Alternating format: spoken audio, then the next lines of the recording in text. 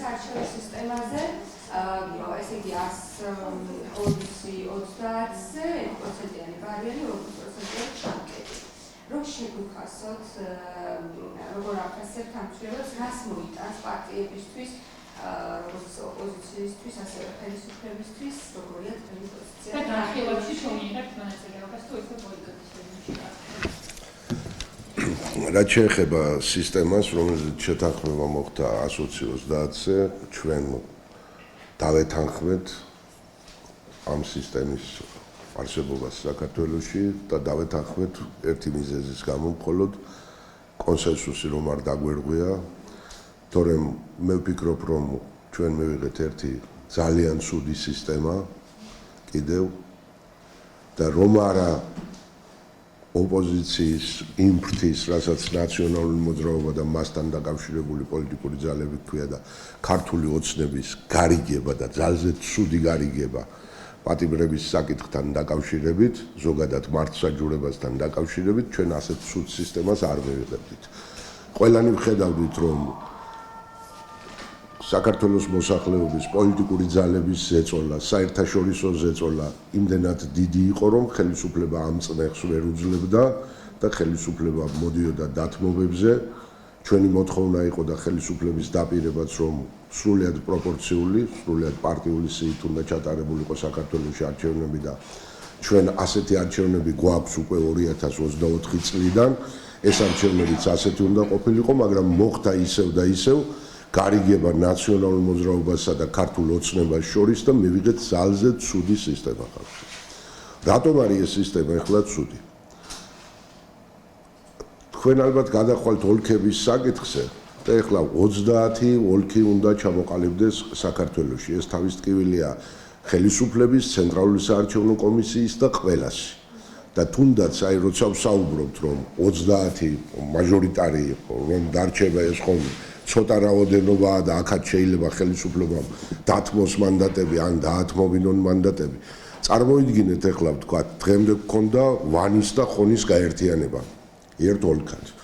დღეს ესიც არ არის საკმარისი, ვანი, ხონი, ალბათ წყალტუბოს გარკვეული ნაწილი, შემდეგ ბაღდათის გარკვეული ნაწილი და ასე შემდეგ ჩამოყალიბდება ერთ ოლქად. ყველანი ვხედავთ, რომ დღეს ადმინისტრაციული რესურსის გამოყენება არის ლეგალიზებული საქართველოში. პრაქტიკულად ადმინისტრაციული რესურსის უხეშად გამოყენება არ ისჯება. 2000 ლარი არის ყველაზე დიდი ჯარიმა და ამ დროს ამას დასჯა არ ქვია. ადმინისტრაციული რესურსი, რომელიც გამოყენებულია ხელისუფლების მიერ, ვისგან შედგება? შედგება მერების, მერის მოადგილე, სამსახურის უფროსები და ასე შემდეგ, რომელთა ერთი თვის ანაზღაურებაც არის 4-5000 ლარი. და თუ 2000 ლარიან ჯარიმას გამოუწერენ იმ დარღვევისთვის, რასაც არჩევნები გაყალბება ქვია და მეტი არაფერი, ეს არის მათთვის 10 დღის სარგო და თავისთავად ცხადია მიდის ეს ხალხი ამაზე, როდესაც დაავალებენ. ამიტომ ვამბობთ, რომ ადმინისტრაციული რესურსი, რატომ მოვიყვანე ეს მაგალითი, ადმინისტრაციული რესურსი დაახლოებით ხელისუფლებას აძლევს არჩევნებში 20-25%-ს მაინც. როდესაც ისეთ ამორფულ ოლქში, როგორც იქნება ვთქვათ იგივე ვანი, ხონი, წყალტუბოს თუ ბაღდათის გაერთიანება, როგორ შეიძლება ოპოზიციურ პარტიას ყავდეს ისეთი კანდიდატი, რომელსაც იმდენი ცნობადობა აქვს, ვთქვათ, რომ 4-ვე ამ რაიონში კონდეს თანაბრად მაღალი მხარდაჭერა და უგებდეს სახელმწიფო კანდიდატს.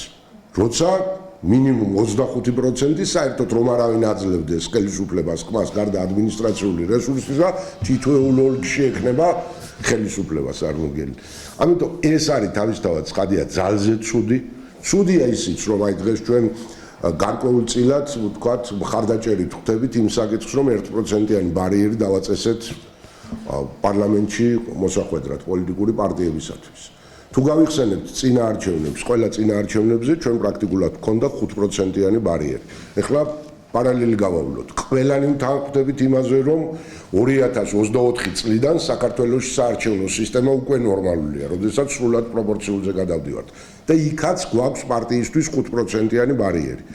რას ნიშნავს? დღემდე 5%-იანი გქონდა, მომავალ არჩევნებზე 5%-იანი გვაქვს და ამ ერთ არჩევნებზე 1%-იანი არის თუ არა ეს ხელოვნურად შექმნილი ბარიერი უკვე თუ გვინდა რომ რაღაც სისტემა სტაბილურად ვითარდებოდეს და რაღაცას ვაგუებდეთ პოლიტიკურ პარტიებს და ასე შემდეგ, თავისთავად ცხადია ეს რაღაც საერთოდ მოგონილი 1%-იანი ბარიერი, რომელიც თუნდაც საშუალებას მისცემს 5-6 პარტიის თითო წარმომადგენელს, ვთქვათ, საქართველოს პარლამენტში იყოს წარმოდგენილი, რას გვაძლევს ქვეყნისთვის და ქვეყნის სისტემისთვის. აი მითხარით, როცა გვყავს ხელისუფლებები, ვინც მოვა უმრავლესობით, რომელიც არ ადაგიდევთ მთლიანად ქართული საზოგადოების მოთხოვნას, ქართული საზოგადოების აზრს, პოლიტიკური პარტიების ერთობლივობის მოთხოვნას და ასე შემდეგ. ის რა 5 ცალკეული დეპუტატის შეცვლის იქ კლიმატს, მაგრამ ჩვენ სისტემა დამამახინჯეთ უბრალოდ.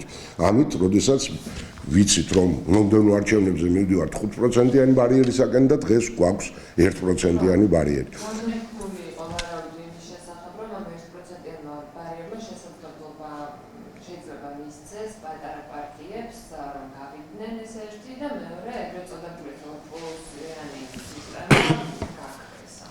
ორპოლუსიანი სისტემის გაქრობა ამით არ ხდება. დღეს თქვენ ხედავთ, რომ ყველანი წარმოაჩენენ სისტემას ისე, თითქოს არსებობს ნაციონალური მოძრაობა, ერთი ნაციონალური მოძრაობა და მასთან დაკავშირებული ყველა პარტია და აქეთ ქართული ოცნება. დღესაც ქართული ოცნება და ნაციონალური მოძრაობა ფიქრობს, ეს პოლარიზება მოახდინოს, ეს პოლარიზება გაატაროს არჩევნების ჩათვლით და წარმოგვიჩინოს ქართული ოცნება წარმოგვიჩენს პირველ რიგში, რომ თუ ქართულ ოცნებას არ ვაძლევთ ხმას ვაძლევთ მაშინ ნაციონალურ მოძრაობას და მის მოსვლას. მე მინდა დავარწმუნო საქართველოს მოსახლეობა, რომ ეს ასე არ არის. დღეს როცა არ ვაძლევთ ხმას ქართულ ოცნებას და თუ ხმას მივცემთ საქართველოს პატრიოტთა ალიანსს, ერთადერთი დამაბალანსებელი ძალა პოლიტიკურ ველზე, ხედავთ რომ დარჩენილია პატრიოტთა ალიანსი და ნიშნავს იმას, რომ არ მივცეთ ხმა ქართულ ოცნებას, ნიშნავს იმას, რომ მივცეთ ხმა საქართველოს პატრიოტთა ალიანსს და არ მოვიყვანოთ ამით ნაციონალური მოძრაობა. ერთადერთი აი ამ პოლარიზების დამანგრეველი მომენტი იქნება მხოლოდ ამის გატარების. ეხლა თუ თქვენ დააკვირდებით ისედაც პოლიტიკურ ველზე სხვა პოლიტიკური ძალა არ არის. გვინდა არ გვინდა წარმოჩინდა რომ ნაციონალური მოძრაობა და მასთან დაკავშირებული პარტიები, ქართული ოცნება და საქართველოს პატრიოტთა ალიანსი. აი პოლიტიკურ ველზე არის ეს სამი პოლიტიკური სუბიექტი. ჩვენ ამ განხილვებში მონაწილეობას თავისთავად ცხადია მივიღებთ, განა იმიტომ რომ ეს სისტემა მოგწონს, არ მოგწონს ეს სისტემა, მაგრამ მივიღებთ მონაწილეობას სხვადასხვა მიზეზებისა გამო. თუნდაც იმ 1%-იან ბარიერთან დაკავშირებით ისევ ვისაუბროთ, თუნდაც იმის გამო, რომ როდესაც ხელისუფლება გვთავაზობდა 100-40-ზე ასეთ სისტემაზე გადასვლას, მაშინ თუ მიადევნეთ თვალი, საუბარი იყო იმაზე, რომ იარსებებს ფორმულა, რომელიც წარმოქმნილი ჩამოყალიბებული იყო შემდეგი სახით, პარტიის მიღებულ პროცენტს დაემატება მიღებული პროცენტის მეოთხედი და რა პროცენტსაც ეს შეადგენს, იმაზე იმ პროცენტის შესაბამისი დეპუტატი შეიძლება ჰყავდეს მხოლოდ პარტიას და სიტყვით ამბობდნენ ამას ასე 40%-ზე მეტი მხარდაჭერა უნდა გქონდეს პარტიას იმისათვის რომ შეძლოს მან უმრავლესობით მოსვლა საქართველოს პარლამენტში. დღეს უკვე საუბარია იმაზე, რომ 40%-ზე ნაკლები არ უნდა გქონდეს პარტიას, რომ შეძლოს მმართველობაში მოსვლა. ესე იგი პრაქტიკულად 40%, თავად 40% უკვე საკმარისია, ხომ იმისათვის, რომ უმრავლესობით მოვიდეს. აი სწორედ ამ თემაზე გვინდა ჩვენ რომ კაცრად მოუწოდოთ ხელისუფლებას, რომ იმის პირველი გამოთქვა დაიცვას წინააღმდეგ შემთხვევაში ახლა თუ 40%-ის პირობებში პოლიტიკურ ძალას არ უნდა ყოლოდა 75-ზე მეტი წარმომადგენელი საქართველოს პარლამენტში, დღევანდელი სისტემა მისცემს ხელისუფლებას იმის საშუალებას, რომ 40%-ის აღების და მაჟორიტარების მოგებით უკვე 79 დეპუტატით იყოს წარმოდგენილი პარლამენტში და არა 75-ით. ეს ერთი საკითხი, ბარიერთან დაკავშირებული საკითხები გითხარით, ოლქებად ჩამოყალიბების პროცესი და გარდა ამისა ხელისუფლებისგან იყო დაპირება იმისა, რომ მხოლოდ საარჩევნო სისტემა არ შეიცვლებოდა. საარჩევნო სისტემის ცვლილება მხოლოდ არ განსაზღვრავს იმას, რომ ქვეყანაში შესაძლებელი გახდება თავისუფალი დემოკრატიული გამჭვირვალე სამართლიანი არჩევნების ჩატარების საშუალება. ამასთან ერთად უთუოდ საჭიროა საარჩევნო გარემო იცვლებოდეს. საარჩევნო გარემოს ცვლილებები რომ შევიტანოთ, ეს კოდექსის თემა არის, საარჩევნო კოდექსი უნდა იცვლებოდეს ამავდროულად და სხვა თანმდევი კანონმდებლობები ჩვენ ისევ და ისევ მოვიტყობთ, რომ ადმინისტრაციული რესურსის უხეშად გამოყენება დასჯადი იყოს სისხლის სამართლის წესით, იმიტომ რომ ყველა ქვეყანაში ასეა, ჩვენი საზოგადოებაც ასევე თანხმდებით, რომ არჩევნების გაყალბება არის მძიმე დანაშაული. ადმინისტრაციული რესურსის უხეშად გამოყენება იწვევს არჩევნების გაყალბებას. და თუ არჩევნების გაყალბებას იწვევს, ესე იგი მძიმე დანაშაულს, არ შეიძლება მძიმე დანაშაული ისჯებოდეს ადმინისტრაციული წესით. ამიტომ ამ საკითხებზე გვექნება ჩვენ მსჯელობა, სხვა კოდექსით გათვალისწინებული საკითხი ბევრია, რომელიც უთუოდ გასატარებელია საარჩევნო გარემოს გასაუმჯობესებლად. ჩავერთებით ამ პროცესში, ხელისუფლების მიმართ მოწოდება გვექნება, თუ ეს პირობები არ იქნება შესრულებული ისე, რომ 40%-ზე მეტი დასჭირდება ხელისუფლებას, რომ უმრავლესობით მოვიდეს, ან რომელიმე პოლიტიკურ ძალას, თუ საარჩევნო გარემოს გაუმჯობესება არ მოხდება, ჩვენ მაშინ ამ კანონპროექტს მხარს არ დაუჭერთ. როდის აპირებთ ამ მოთხოვნების აყენებას? ჩვენ ამ მოთხოვნებს ვაყენებდით ყოველთვის. ეხლა თუ წარმოიდგენთ აი ელემენტარული წარმოსადგენია, რადგან დავინახეთ, რომ ხელისუფლებას არ ჰქონდა იმის რესურსი 2020 წლისთვის, რომ სრულად პარტიული სიით გადასულიყო არჩევნების ჩატარებაზე, ჩვენ მას შევთავაზეთ 135-15-ზე პრინციპი. ეს იყო გამოსავალი. რატომ იყო გამოსავალი? აი დღეს ოლქებთან დაკავშირებით აშკარად თქვენს ხედავთ და აქტუალურად თვლით ამ საკითხს, რომ ამ ოლქების გადანაწილება იქნება ძალზე რთული პროცესი. ჩვენ ხელისუფლებას მოუწოდებდით, რომ რეგიონალური პრინციპიდან გამომდინარე ყოფილიყო ეს, მათი მაჟორიტარებიც იმასაც ხადებდნენ, რომ არც ერთი რეგიონი არ დარჩენილიყო მაჟორიტარის გარეშე.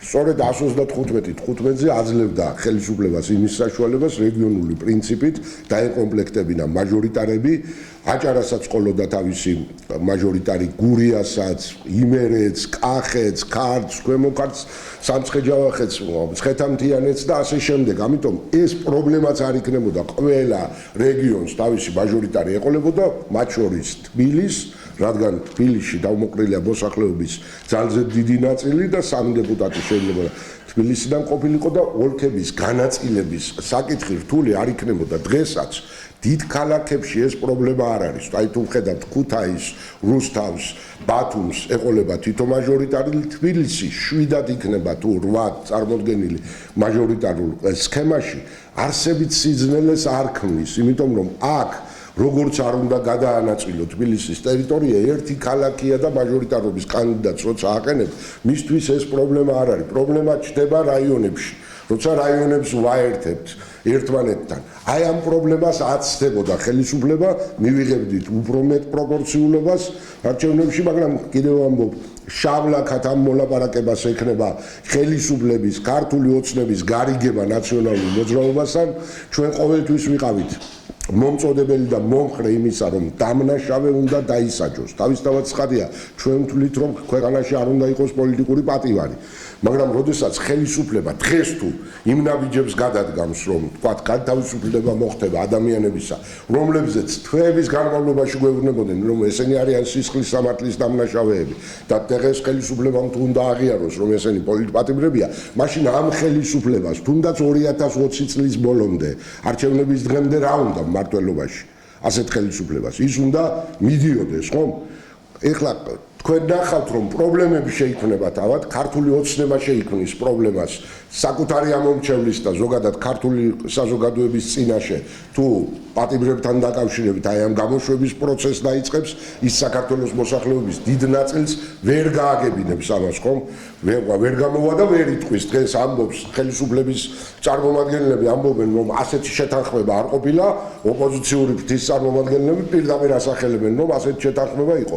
მე მინდა დაგიდასტუროთ, რომ ხელისუფლებას ასეთი შეთანხმება ჰქონდა ნაციონალურ მოძრაობასთან, ეს არ იყო პირდაპირ ესე გაჟღერებული იმ საერთო მაგიდასთან, რომელზეც ჩვენც ვიწყებთ მათთან ერთად, იმიტომ რომ იცოდნენ, რომ ჩვენ ამ საკითხის წინააღმდეგი ვიქნებოდით, მაგრამ ასეთი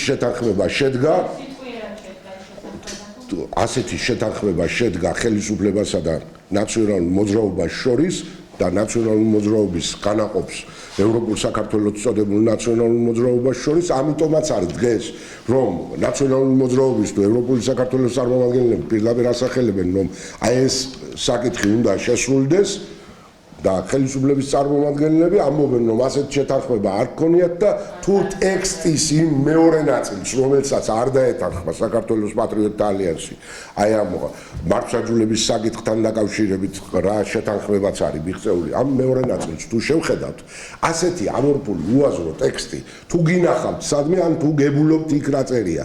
აი როცა წაიკითხავთ, თქვათ გარედან თუ ამას დამატებითი განმარტებები არ მოყვება, რასაც აკეთებს თქვათ ნაციონალური მოძრაობა, რომ ეს ნიშნავს იმას, რომ პატიმრები უნდა გამოუშვან, იქ ხელისუფლება აი მარტო ტექსტი გაძლევთ რამეს, როდესაც აი ჩამოდის თქვათ ადამიანი, ვინც არ არის გარკვეული ამ პროცესებში და ვაძლევთ ტექსტს. აი ამ მეორე ტექსტს. საერთოდ აქედან აზრის გამოტანაც არ შეიძლება. ეცადნენ როგორღაც ისე გაეკეთებინათ ეს საქმე, რომ თითქოს ტექსტში ეს არ გამოჩენილიყო.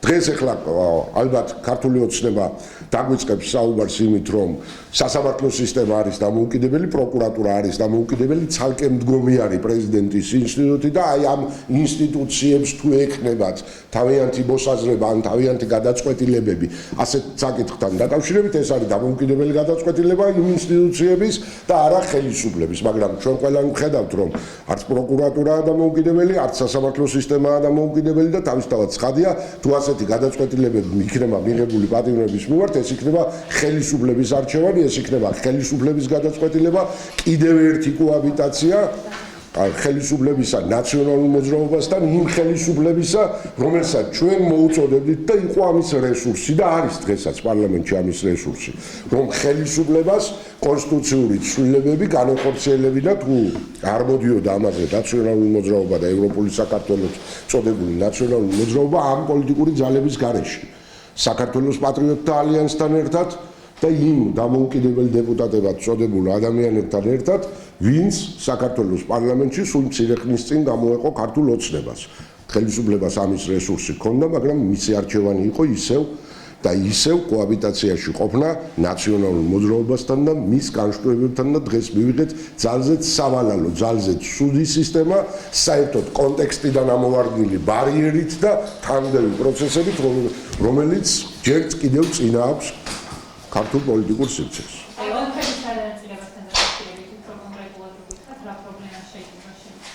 გითხარით ახლა რა პრობლემა შეიძლება შეიქმნას, როდესაც 4-5 რაიონს ერთად ვაჯგუფებთ და შემდეგ გვინდა აქ მაჟორიტარები დავაყენოთ და აქ გვინდა რომ ოპოზიციურმა პარტიამ წარმოაჩინოს მაჟორიტარი, იმ დროს, როდესაც ადმინისტრაციული რესურსის გამოყენება ლეგალიზებულია და ხელისუფლება 25%-ს მაინც მარტო ადმინისტრაციული რესურსით იღებს, ესე იგი არჩევნებს იწყებს საიდან? 25-ით 0-ით იწყებს არჩევნებს. და აი ესეთ სიტუაციაში ვაგდებთ ახლა ჩვენ პოლიტიკურ სპექტრს და შემდეგ ვამბობთ, რომ აქ რაღაც ეს შეეხება ყველაზე მეტად 20 ოლქს. დავანებოთ თავი თბილისს, თქვათ 7 სამაჟორიტარო ოლქი, სადაც იქნება და თავი დავანებოთ იმ დიდ ქალაქებს, როგორიც არის ქუთაისი, ბათუმი, რუსთავი. ამის გარდა დანარჩენ 20 ოლქში გადანაწილების პრობლემაც იქნება და იქნება პრობლემა თავისთავად ცხადია მაჟორიტარული კანდიდატების დაყენების და მათთვის აი ამ საარჩევნო კამპანიის ჩატარების. ეს უთუოდ ესე გვექნება, ამის გარდა დადგება სხვა პრობლემებიც ახლა მათ სურთ, რომ გათვალისწინებული იქნას ვენეციის კომისიის რეკომენდაცია 10-15%-იან ცვლილებებთან დაკავშირებით რიცხოვნობაში, აი ეს რეკომენდაციებიც ძალზედ ძნელი შესასრულებელი იქნება. მაგრამ ყველაზე მეტ სირთულეს ეს ჩვეულებრივი ტექნიკური პრობლემა, რომელიც ვთქვათ ერთი არჩევნების პრობლემა. მაგრამ ყველაზე მეტი სირთულე აქ ის არის, რომ ისევ და ისევ ყავს ხელისუფლება ქართული ოცნება, რომელსაც სურს სხვაგვარად წარმოაჩენს, მაგრამ სურს ისევ და ისევ კოაბიტაციაში იყოს ნაციონალურ მოძრაობასთან, ისევ და ისევ დაუსჯელი იყოს დამნაშავეები, რაც ქვეყნის დემოკრატიულ განვითარებას თავისთავად ხადია ვერ წაადგება. ახალგაზრდა თაობისთვის როგორი მაგალითია, როცა ხედავს ახალგაზრდა ადამიანი, რომ შეიძლება ხელისუფლებაში მყოფმა თუ არ მყოფმა ჩაიდინო დანაშაული, მძიმე დანაშაულიც ჩაიდინო და ამის შემდეგ გადიოდეს წლები ისე რომ შენ ამ დანაშაულისათვის არავინ გსჯიდეს. თუ რომელიმე პოლიტიკური ძალის კუთვნილება გახდი, ან ორი პოლიტიკური ძალის კოაბიტაციის მომსწრე იქნება ქართული საზოგადოება. არ იქნება ეს სწორი, არ არის თავისთავად სწორი და ჩვენ ამ საკითხებზე ყოველთვის ვსაუბრობდით დღესაც ეხლა ქართული ოცნება რიტორიკით გვეუბნება ის არის ბრძენი ძალა, ეს არის ქვეყნისთვის დესტრუქციული ძალა, ასე შემდეგ. ვითხოვთ რომ რეზოლუციის პროექტი უკვე განმეორებით შეტანილი გვაქვს და ვითხოვს პოლიტიკური შეფასება მიეცეს წინა ხელისუფლების მოღვაწეობას და არ ვფიქრობთ მხოლოდ იმას რომ ეს ერთჯერადი აქტი უნდა იყოს. ჩვენ ვფიქრობთ რომ ამ პარლამენტმა ამ ხელისუფლებამ და ამ მოწვევის პარლამენტმა პოლიტიკური შეფასება უნდა მისცეს წინა ხელისუფლების მოღვაწეობას, როდესაც ეს პარლამენტი დაასრულებს და ეს ხელისუფლება თავის მოღვაწეობას მომდევნო პარლამენტმა, მომდევნო ხელისუფლებამაც პოლიტიკური შეფასება უნდა მისცეს წინას მოღვაწეობას. ეს არ ნიშნავს იმას, რომ უთუოდ რაღაც ნეგატიურად შევაფასოთ, რაღაც დამჟელი ღონისძიებები იყოს. იქნებ განსაზოგადებელია რომელიმე ხელისუფლების მოღვაწეობა იმდენი პოზიტივი იყო მასში. ხო შეიძლება ეს აღინიშნოს. ამიტომ ეს ქვეყანაში ნორმალური პროცესი იქნება, მაგრამ არ სურს ამ ხელისუფლებას, იმიტომ რომ ეს არ არის ხელისუფლება, რომელიც უკეთესი ხვალინდელი დღის წინ წაიყვანს საქართველოს მოსახლეობას, ამიტომ რომ დავამთავროთ ამ ორი ხელისუფლების ერთმანეთთან კოაბიტაციაში ყოფნა, რომელიც რაც ქვეყნის გარეთ, ქვეყნის შიგნით, ეკონომიკური კუთხით, სოციალური კუთხით უკანხებს ქვეყნის განვითარებას და სტაგნაციაში გვამყოფებს უკეთეს შემთხვევაში, ეს რომ დასრულდეს, ამისათვის ამ პოლარიზებიდან უნდა დავიზღვიოთ როგორღაც თავი და არ უნდა ჩავთვალოთ ისე, რომ ქართული ოცნებისთვის ხმის არ მიცემა ნიშნავს ნაციონალური მოძრაობის მოყვანას, ნაციონალურ მოძრაობას და მის განშტოებებს არც რეიტინგი აქვს იმდენი საზოგადოებაში და არც საზოგადოება იმისათვის მზად ქართული საზოგადოება, რომ დღეს ნაციონალური მოძრაობა და მისი განშტოებები მოდიოდეს ხელისუფლებაში. ეს ვერ მოხდება თავისთავად ცხადია, ეს არის საფრთხობელა, რომელსაც ხელოვნურად ქმნის ქართული ოცნება. მისთვის ხმის არ მიცემა ნიშნავს, რომ პატრიოტთა ალიანსი აბალანსებდეს ერთი და მეორე ძალის არ ყოფნას მმართველობაში. ეს არის დღეს ქართული საზოგადოებისათვის უმნიშვნელოვანესი, რომ როგორღაც დავაზღვიოთ ქვეყანა ნაცმოძრაობისა და ქართული ოცნების ერთობლივი მმართველობისკენ.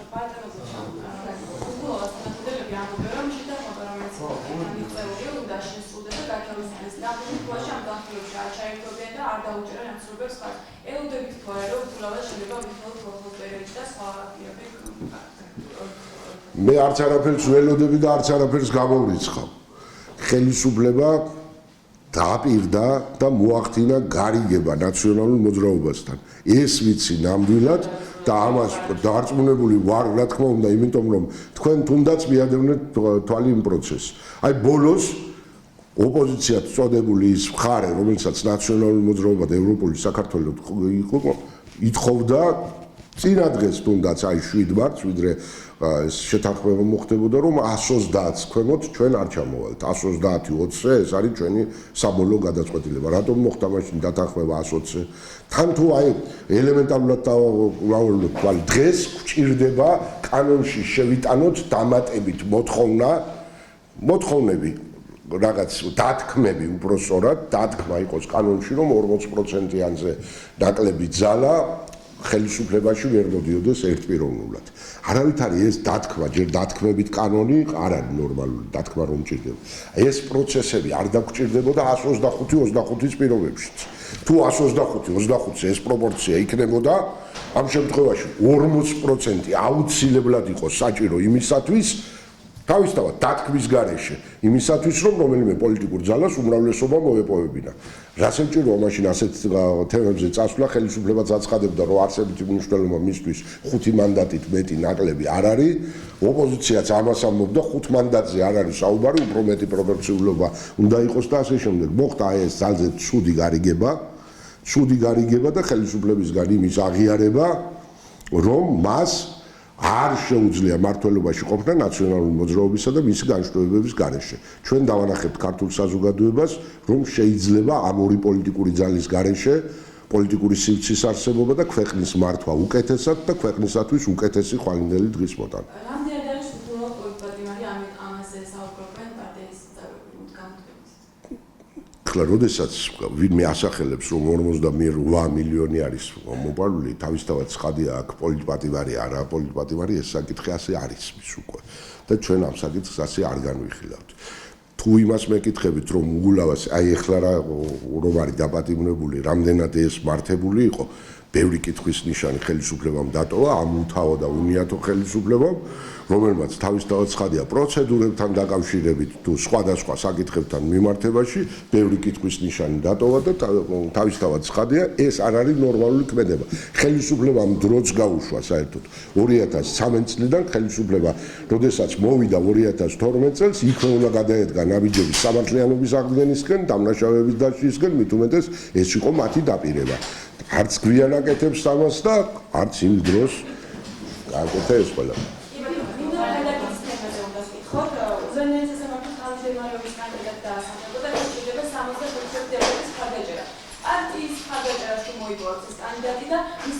გააჩნია რომელი პარტიის.